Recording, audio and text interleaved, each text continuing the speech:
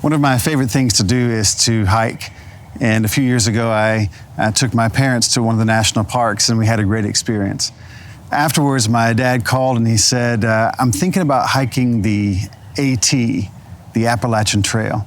And I said, Dad, that's pretty incredible. That's 2,160 miles. It starts in Georgia and ends in Maine.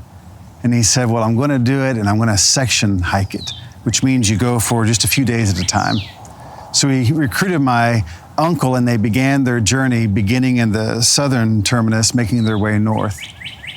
Well, about 30 miles in on the trail is a place called Mountain Crossings. Mountain Crossings is a hostel. It's also an outfitter store. And it is the only place on the entire Appalachian Trail where there is a roof over the trail. But when you get to Mountain Crossings, this store is very unique because almost every employee has actually hiked the Appalachian Trail, the entire AT. And what they do is called a pack shakedown. And you'll take your pack, you'll give it to them, they take everything out, and they will tell you what you don't need to carry anymore. I believe that that store would not be successful if it were in mile one. In mile one, in preparation for a huge trip like this one, you put everything you can think of in your pack. You have people who tell you what you're going to need, the things that you've read, the things that you believe, and you put it all in there, and it wouldn't matter what they told you in mile one because you don't know what you're going to need, so you take everything that you have. But after carrying that for 30 miles, you listen differently.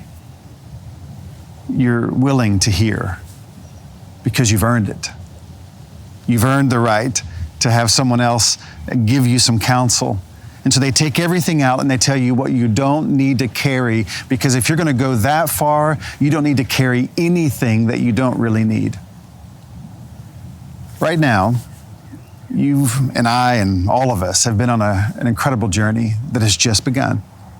And so we are in that mile 30 moment, and we've gotten through the initial moment, but now we have to stop and ask ourselves the question, what do I not need to carry any farther?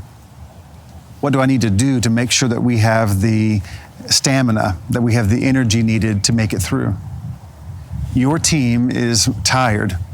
They are exhausted at a level perhaps beyond anything they've ever been to before. And you're in the same boat.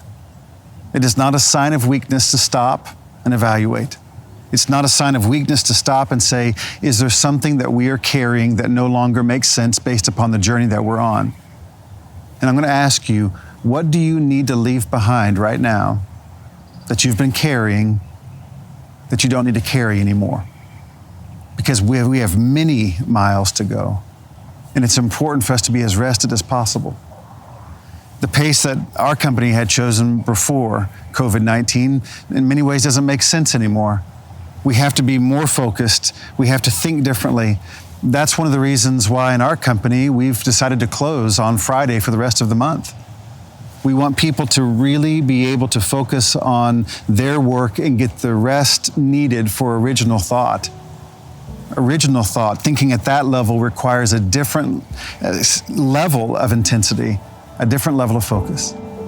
So right now, this week, I would ask you to take some time, maybe an hour or two, to sit down and look at what do we need to leave behind.